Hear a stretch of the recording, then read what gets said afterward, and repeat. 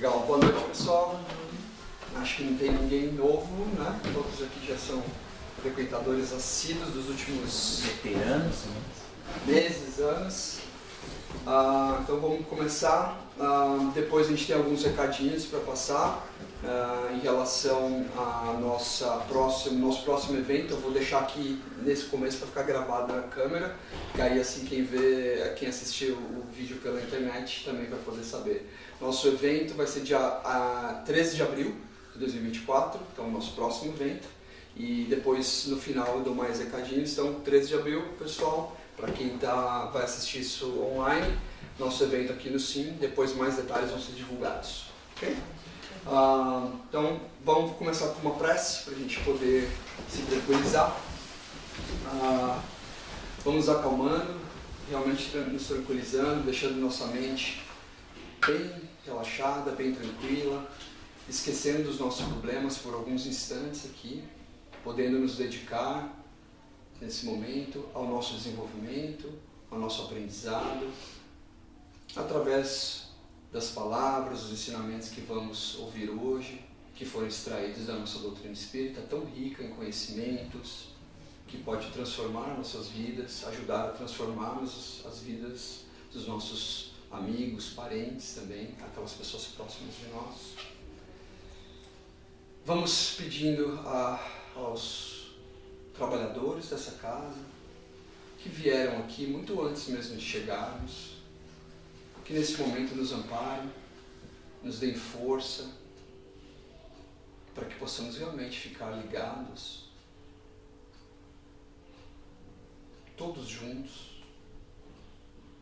Vamos aproveitando esse momento de tranquilidade, de paz, juntos, quando somos mais fortes, vibrarmos de forma positiva, com bons pensamentos, para que essas vibrações sejam levadas pelo plano espiritual, aquelas pessoas que mais necessitam, aqueles que estão nos leitos de dor, nos leitos de hospitais,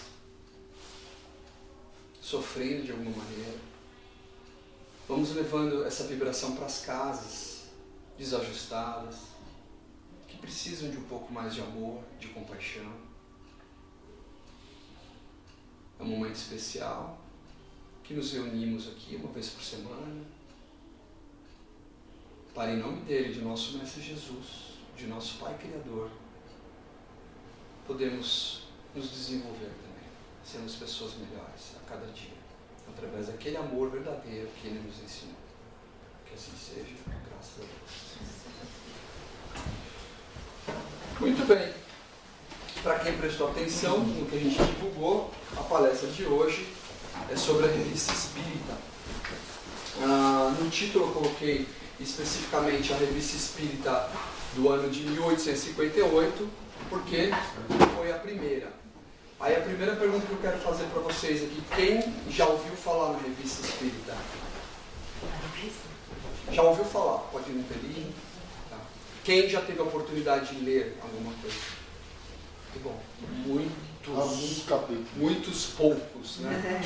Muito bem, algum capítulo já, muito boa noite. Então, a ideia de trazer isso aqui hoje, primeiro, como o nosso objetivo principal é a divulgação, eu acho importante que nós conheçamos a história, né? Que isso faz parte da história do Espiritismo, como isso começou.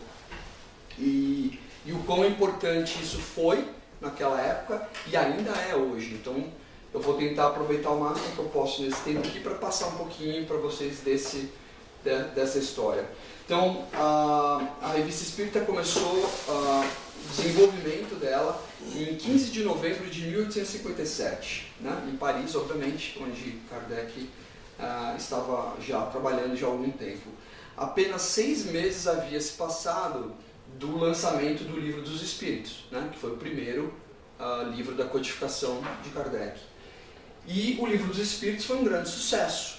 Lembre-se que ele consolidou várias perguntas, né? Ele estava começando os estudos, então aquela coisa de muito trabalho, muita pesquisa.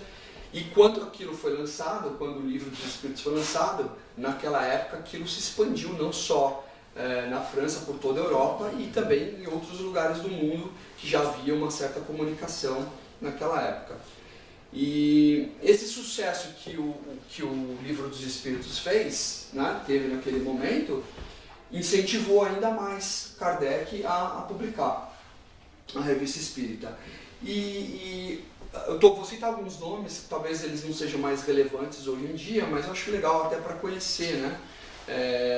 Ele usou basicamente uma médium de uma garota adolescente chamada Hermance du Fox, não sei se a pronúncia está certa, e no mesmo processo, né? Ele fazia as perguntas, as indagações e recebia a resposta dos espíritos.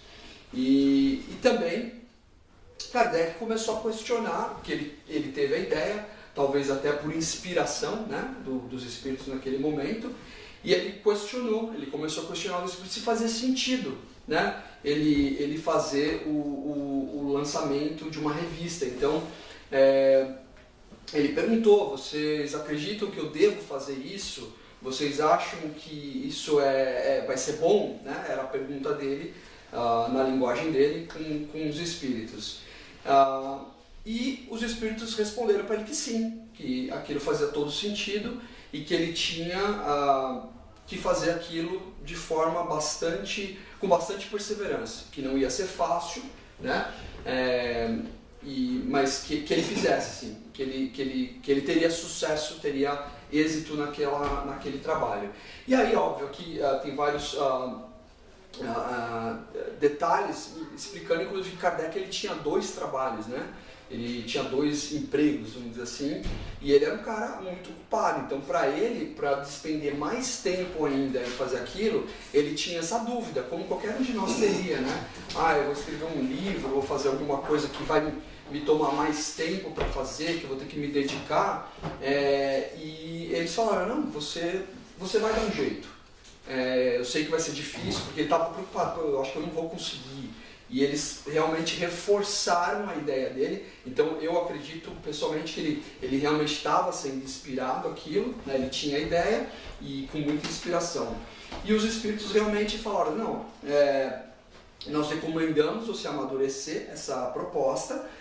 E ele tinha uma preocupação também. Na cabeça dele ele falou: se eu não fizer, alguém vai fazer. E ele estava muito complicado até de explicar, né, o quanto ele estava envolvido em tudo aquilo. Aquilo era um assunto muito forte daquele momento. Ele era um cara que estava se dedicando muito a todo o assunto dentro da sociedade espírita que já havia se formado naquela época. E ele tinha a preocupação de que alguém passasse à frente, não no sentido de vai fazer melhor do que eu antes de mim, mas de possivelmente não fazer o trabalho que ele estava imaginando, no nível de detalhe e qualidade que ele queria. E os espíritos falaram para ele também, reforçaram, falaram: não, vai, você tem que se esforçar, e só que apressa-se, né? Vai rápido, porque realmente você tem que se organizar e fazer isso logo. Então, isso foi assim, o que faltava, né? A motivação que faltava para ele iniciar. E ele imaginava inicialmente fazer um número da revista, né? E ver qual seria o resultado e depois tomar a decisão, né? Se seria uma coisa mensal, se seria anual, algo assim.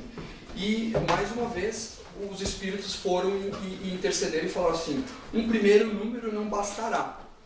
Eles foram bem claros: um primeiro número não bastará, ou seja, não adianta você começar e parar, você vai ter que continuar. No entanto, é útil e mesmo necessário naquilo que abrirá o caminho ao resto, ou seja, a gente precisa ter um primeiro, vai chamar atenção, vai atrair, né, as pessoas e depois vai ter continuidade. E completar a frase com um conselho para o sucesso duradouro, né? Então a ideia é de que aquilo realmente teria sucesso. E o sucesso foi que ele fez isso até a morte dele em 1869. Então ele basicamente ficou quase 12 anos, né? Mais de 11 anos fazendo a edição da Revista Espírita, além, obviamente, de toda a codificação que foi feita, né? Os 5 livros, depois do Livro dos Espíritos tem mais 4. E aí os espíritos ainda complementaram com mais uma coisa. Eles sugeriram Kardec a fazer de uma forma que fosse realmente atrair as pessoas que estavam estudando, né, vamos dizer assim, os cientistas, né, porque eles consideravam isso também o desenvolvimento inicial de uma ciência. Esquece a parte religiosa, né, mas sim como científica, pela pesquisa, essa comunicação, tudo isso. E os próprios espíritos indicaram para ele, você vai ter que fazer de uma forma que vai satisfazer a curiosidade dessas pessoas que estão estudando, que estão querendo fazer, mas ao mesmo tempo também dá prazer, ser agradável. Porque se o assunto for monótono, for aquela padrão só de científico, não vai atrair os demais. E o intuito da revista é que atraia mais gente, que faça a divulgação da doutrina. E ele tomou isso muito sério, né? E começou a fazer o trabalho que ele precisava fazer. Deixa eu só pegar uma outra coisa aqui. Eles focaram muito nessa questão da monotonia, né? De evitar mesmo a monotonia e focar também na variedade dos assuntos. Que é aí que ele começou a envolver mais ainda, que era a experiência que ele tinha tido no Livro dos Espíritos, de fazer perguntas e respostas. E na revista era a chance dele trabalhar com assuntos ainda mais complicados ou menos desenvolvidos ou menos conhecidos, de uma forma que pudesse haver um debate entre eles encarnados e os espíritos também. Um debate não no sentido de debater para concorrer no certo ou errado, um debate para desenvolvimento da ideia. E foi assim que a revista espírita se desenvolveu, se desenhou. Para quem teve a experiência de ler, que infelizmente foram poucos aqui, não sei se vocês tiveram essa oportunidade de observar esse formato, e não era a ideia de em nenhum momento criar conflito mais o conflito era assim, debater mesmo o assunto para tentar trazer uma certa transparência sobre determinados tópicos, né? E aí logo no início, né, só pegar aqui uma parte, na verdade ele só estava tentando reforçar aqui a ideia de como iniciar a revista de forma não entenderem que era uma coisinha a mais. Eu estou simplificando para a linguagem de hoje, né? Não era simplesmente não sei, periódicos, né, que eles chamavam na época, ainda acho que usa esse termo. Não era um periódico simplesmente para um assuntozinho bobo ali, não. Era uma coisa que realmente era a ideia que tivesse uma frequência e que trouxesse assuntos científicos e que pudessem ser realmente debatidos. Eu acho que hoje existem algumas revistas, né, que tratam especificamente sobre assuntos científicos, e era esse o propósito que ele tinha e que os espíritos reforçaram que ele poderia fazer, que daria certo. A outra coisa que acontecia naquela época, eu vou voltar alguns anos, isso foi em 1858. Alguns anos antes, quase uma década antes, na verdade, que é considerada a data em que o espiritismo, entre aspas, iniciou, que foram os eventos das Irmãs Fox aqui nos Estados Unidos, né? Numa cidade bem pequenininha, próxima de Nova York, inclusive já fui lá visitar, acho que numa das palestras que alguém comentou.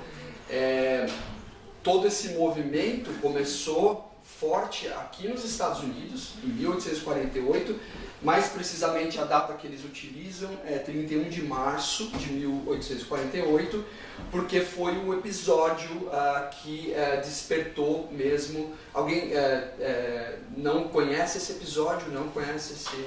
Então deixa eu explicar então, rapidamente, que faz todo sentido.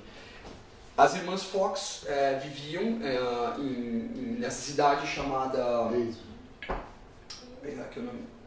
Hydesville. Acho que não sei se pronuncia assim também, mas Hydesville, num condado de Nova York. E 1840 e pouco. Então eram jovens, tinham os pais, né, a pai e a mãe, alguns outros irmãos, e tinha essas duas irmãs. Elas começaram a ver na casa algumas manifestações, né? E ninguém sabia o que era, batidas, coisas desse tipo, barulhos e tal, e ninguém sabia o que era, aquilo assustava, né? Era casa assombrada, esse conceito que a gente tem hoje de entendimento sobre espírito não existia naquela época, não tinham ainda desenvolvido essa ideia. E isso repercutiu até esse momento, que foi essa data que eles consideram como o início de tudo, onde elas, percebendo isso, começaram a se comunicar com os espíritos através de batidas. Então, elas repetiam as batidas e aquilo se repetia. Ou seja, cientificamente, conseguiram comprovar que não podia ser algo aleatório, que era algo inteligente. Existia uma inteligência por trás daquilo. Aí o Babler que gosta, né, se tem inteligência, né, aquela história do... e isso foi o princípio de tudo. Aí elas foram melhorando essa comunicação sem ter muito claro o que era aquilo. E aí perceberam que através de batidas ou de alguns movimentos elas começavam a ter perguntas e respostas. Então, quem já ouviu falar da brincadeira do copo, lá que mexe, mostra a letra, ou batida das mesas, né? Imaginem isso, foi mais ou menos como começou. E isso repercutiu, porque elas começaram realmente a comprovar que havia inteligência por trás daqueles movimentos, daqueles barulhos. E aí já passou a não ser mais algo, não, peraí, não é inexplicável, porque tinha... Então, por isso que ali é considerado como, teoricamente, o início do espiritismo. Isso foi 10 anos antes dessa data que eu estou falando, 1858. Então, o que acontecia é que já nos Estados Unidos, a ideia do espiritismo era já bem desenvolvida, em termos de conversas, de estudos, de troca de ideias, né? Porque onde aconteciam essas trocas de ideias, essas conversas? Nos ciclos, né? De intelectuais, não eram pessoas simples, que não tinham nenhum conhecimento, que estavam tentando... Não, tinham intelectuais envolvidos. Kardec fazia parte de uma sociedade de nível alto. As pessoas que ele conviviam, estudiosos, professores, né? Eram pessoas nesse nível. E isso já acontecia quase uma década antes nos Estados Unidos, era muito forte isso nos Estados Unidos. E aí ele também tinha essa preocupação.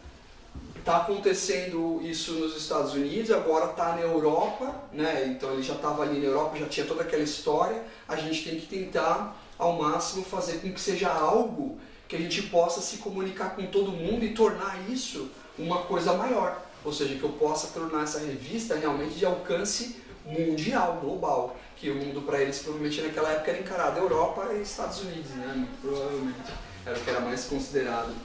Então, basicamente é isso. Tudo bem, a história das Irmãs Fox é mais ou menos isso. Tem uma série de desdobramentos aí, se vocês um dia tem livros que contam bem a história delas, é bem interessante. Infelizmente, posteriormente, muitos anos depois, elas negaram tudo, como se fosse fraude. E a gente sabe que não é, porque a história que se conta é que elas foram forçadas a isso. E dá para se entender, né? Se até hoje ainda existe uma certa dificuldade de aceitar esse fato, imagina naquela época. Mas isso foi comprovado por várias pessoas, vários estudiosos. Na época não tinha fraude, era real. Mas a história, né, sempre tem os dois lados aí.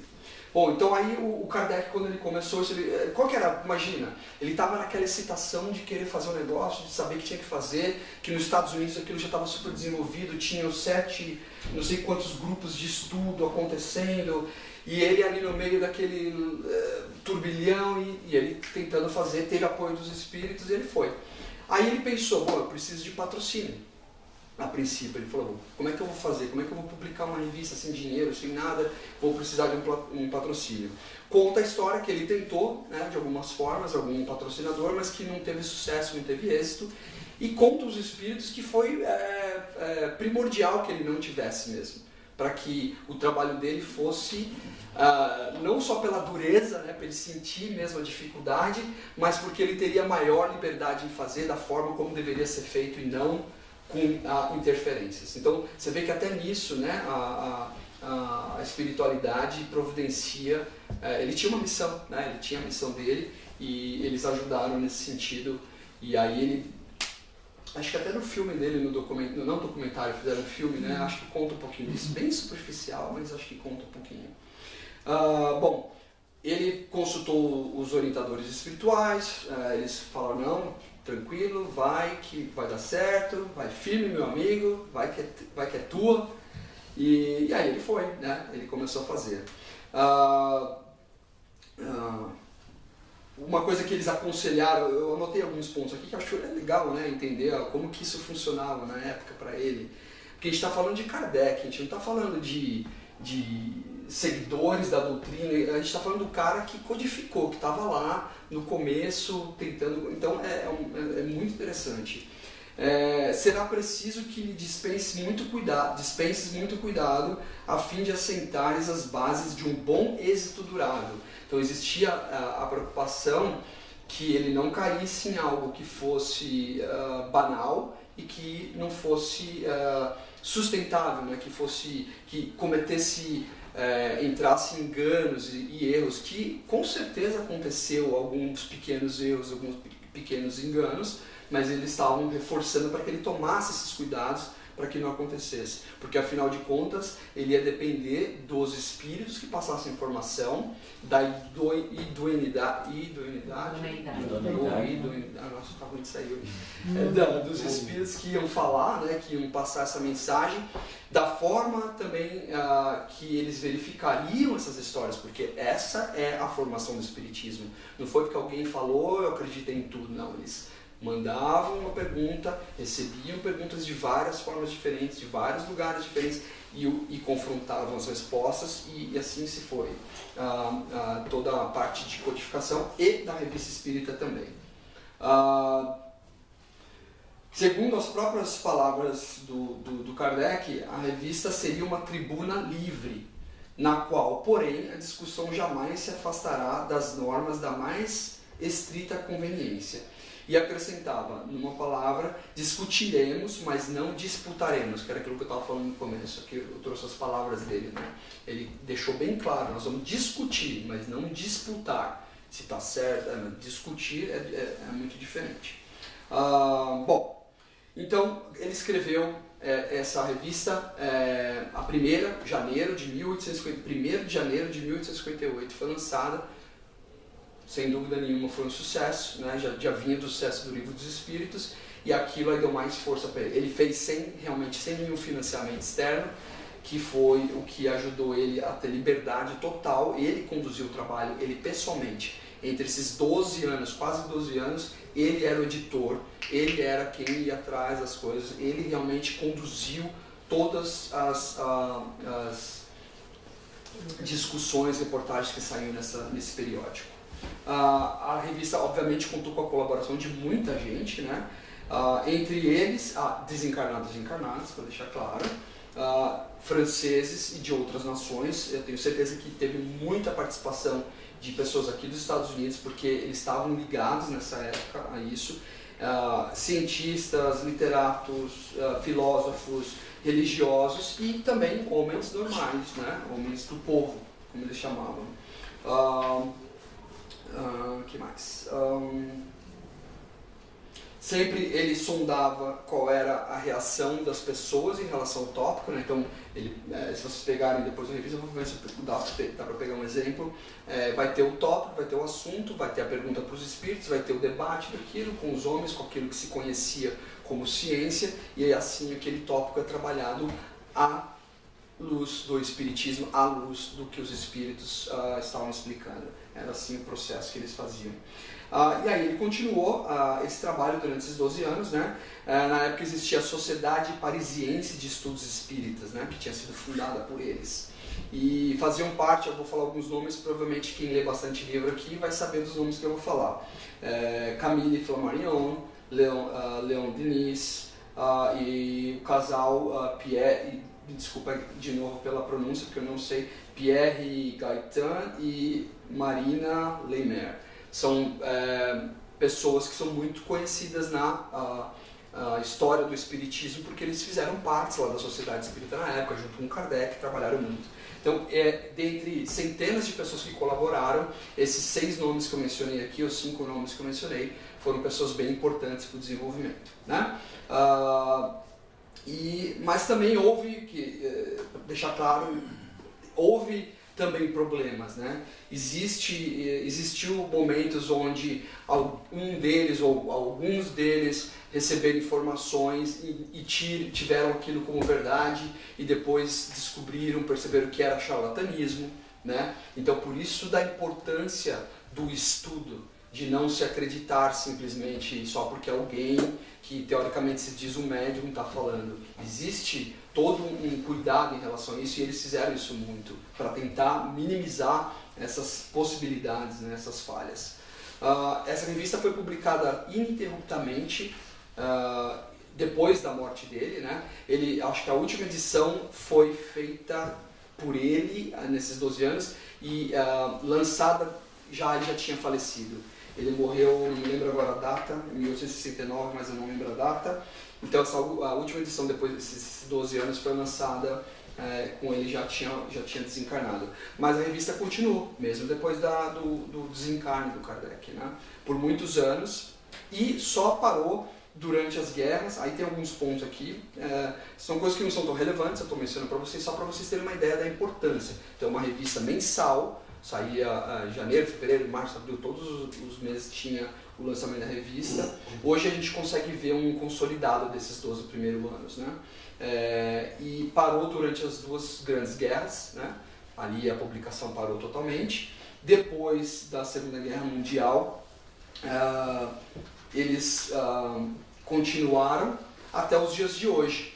O que foi acontecendo é que foi mudando um pouco. Mudou título, mudou edição, teve compra de direitos para poder editar, mas o trabalho em si continua na mesma esfera até hoje. No ano, acho que de 2010, isso eu achei num site específico, né, essas informações.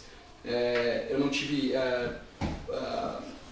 tempo de realmente verificar todas as edições em detalhes, mas pelo nível de detalhes que foi provido lá, eu acredito que seja bastante realista, mas ela foi editada até hoje e eu não sabia, isso é novo para mim, eu não sabia que ainda estava sendo lançada. E hoje ela é editada em Portugal, curioso, e inclusive na língua portuguesa. Provavelmente deve ser o português de Portugal, mas é. Pra gente é um pouquinho mais difícil, mas é. E óbvio francês, inglês, né, outro espanhol, então assim, desde que ele começou com essas pequenas interrupções que aconteceram em épocas de guerra, teve mais um momento que eles pararam por uma razão que eu não me lembro agora, continua sendo publicada. Bem interessante. Eu vou até depois pesquisar mais, porque eu pessoalmente não sabia que estava sendo lançado ainda. Alguma pergunta, algum interesse que de repente... Eu tenho uma pergunta. Eu queria saber como que é o espiritismo lá na Europa, se isso cresceu, como é no Brasil, e como que chegou no Brasil, se você sabe. Tá, eu sei. Como chegou no Brasil, como é agora, eu vou falar sem estar vivenciando lá. O que a gente ouve, o espiritismo é muito divulgado, muito conhecido no Brasil. Se você perguntar aqui nos Estados Unidos, por exemplo, quase ninguém sabe. Eles vão entender sobre espiritualismo, entendem sobre assuntos correlatos, mas se você falar espiritismo, são pouquíssimas pessoas que conhecem. Na Europa, eu sem conhecimento de causa por não estar lá, o que eu ouço, existe um pouco mais, mas também é muito, muito pequeno, uma proporção muito pequena. Talvez em alguns países como Portugal, por ter mais brasileiros, deve ter mais desenvolvimento. Em Paris, na França especificamente, talvez tenha alguns núcleos ainda existentes, mas nada se compara ao Brasil em termos de divulgação. Até em alguns países sul-americanos tem bastante desenvolvimento, não como o Brasil, mas na Europa, se alguém tem alguma informação diferente, por favor, complementa, mas não é nada... Eu estava lendo um livro uma vez e eu falei que eu vinha para dar palestra aqui. E eu trabalho numa firma francesa, né? E aí eu falei a respeito, falei, e eu não explico muito, né? A pessoa pergunta, eu falo assim, é mais ou menos assim, se a pessoa se interessa, aí eu explico, eu não fico. Aí eu falei assim, bom, é sobre os espíritos, eu tenho que fazer um negócio sobre os espíritos lá. E aí o Francisco falou assim, a mesa, as pancadas. Ele bateu na mesa assim, ele falou, o outro. E aí eu perguntei para ele, ele falou, muito pouco. A gente sabe da história, porque ele é uma pessoa culta, lê várias coisas, possivelmente leu a respeito. Mas aí eu perguntei para ele sobre o Allan Kardec, sobre o Ailton, ele não tinha muito, ele sabia que esse bafafá, né, que tinha, foi famoso, as mesas girantes, mas ele falou que tinha muito pouco. Tem brasileiro que vai para lá também e fala que tem muito pouco. É o que eu sei também.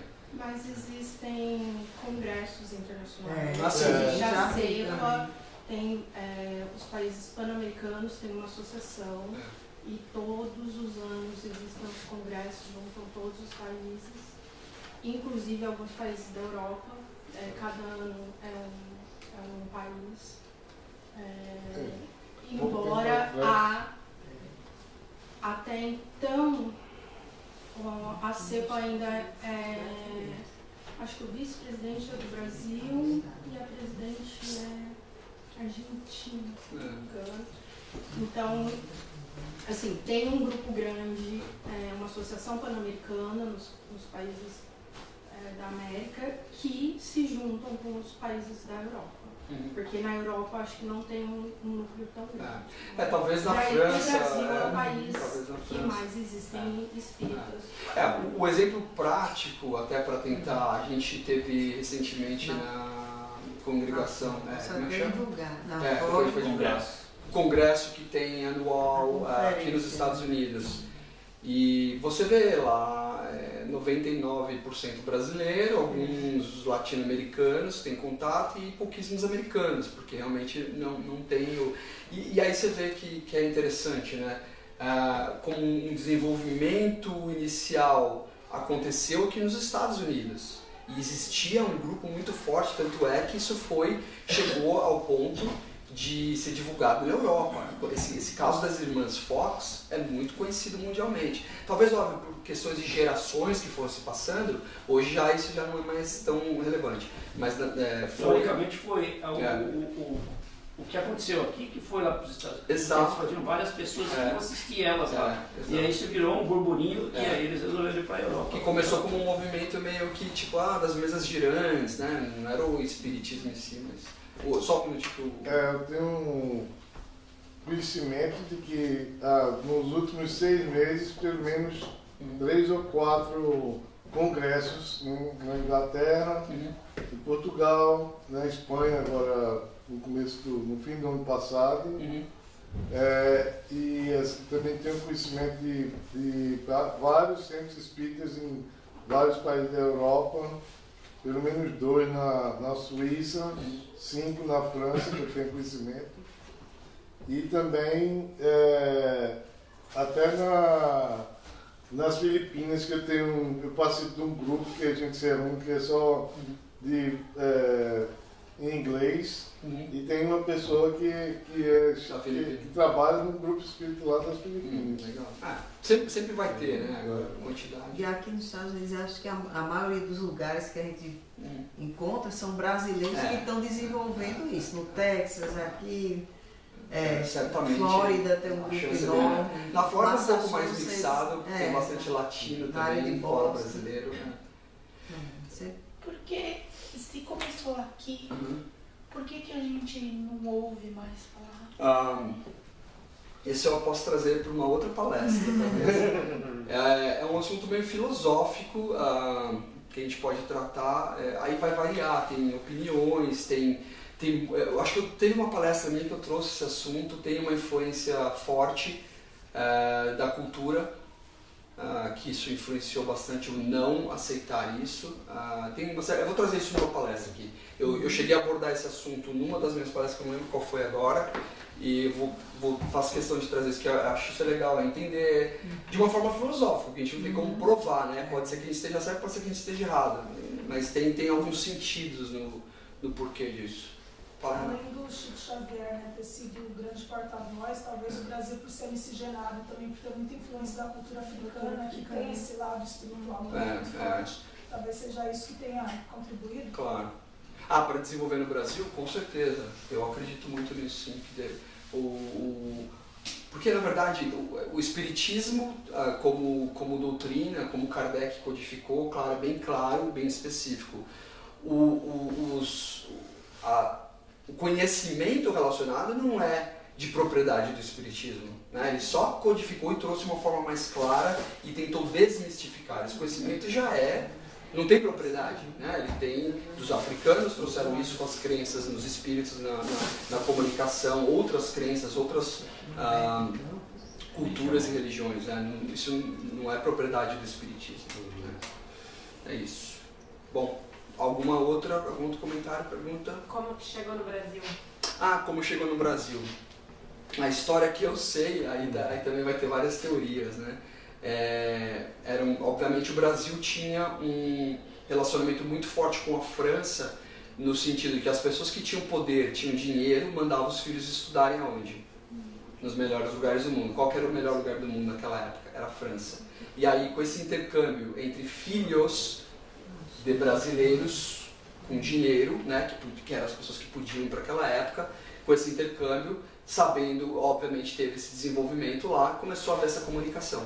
Começou pessoas que estavam lá, é como eu tô aqui e de repente descobrem que, sei lá, uma coisa muito absurda, que a Lua, na verdade, ela começa aqui embaixo, sei lá. E eu tô aqui no meio disso acontecendo, e todo mundo falando sobre isso, e eu tô inserido nesse meio, eu vou levar isso para quando eu voltar para o meu país. Mais ou menos foi isso. Tem um nome específico de uma pessoa que foi um dos primeiros divulgadores disso no Brasil, que eu não me recordo aqui agora, também posso trazer isso em outro momento se alguém se lembrar. Não foi Bossa, Hã? Bossa, viu?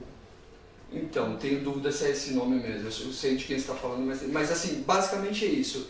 São coisas que são talvez um pouco difíceis de se provar, porque, lógico, esse intercâmbio acontecia muito, né? De pessoas, filhos de pessoas com dinheiro, que eram fazendeiros, imagina, e que iam para a Europa estudar, e já voltavam com esse aculturamento que estavam aprendendo.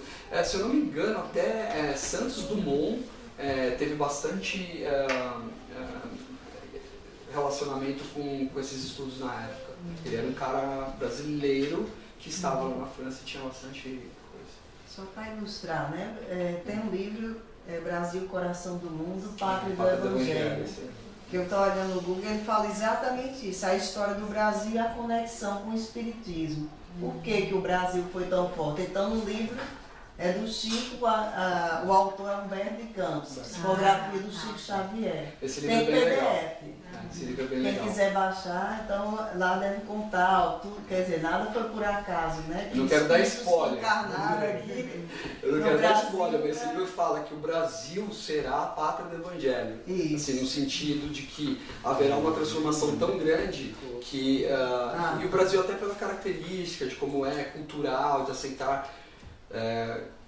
isso, vamos dizer assim, foi escrito por um médium de bastante envergadura, né? Tipo, dizer, né? Então, para mim faz algum sentido, faz bastante sentido agora. Leio, é bem legal. Deixa eu Xavier. Alguma outra pergunta? Comentário? Negação? Ok, obrigado, gente. Então vamos encerrando a palestra de hoje. Agradeço imensamente por todas as perguntas, pelos comentários. Torço mesmo para que todos aqui possam ter a oportunidade de ler a revista, alguns capítulos pelo menos, para se inteirar um pouco dessa história do Espiritismo, que é tão bonita, tão legal, tão interessante. Agradeço pela oportunidade de estar aqui hoje também, de ter aprendido, buscando esse conhecimento para poder trazer aqui hoje para vocês, e que possa me dar força também para continuar nos meus estudos, ainda desejando conhecer mais, aprender mais, e colocar isso também em prática no nosso dia a dia, de forma através da caridade, do amor ao próximo, sempre respeitando todos os nossos irmãos aqui encarnados. Vamos pedindo então ao plano espiritual neste momento que nos proteja, que deixe todos aqui preparados para receber os passes e que tenhamos uma semana tranquila e agradável. Que assim seja. Graças a Deus.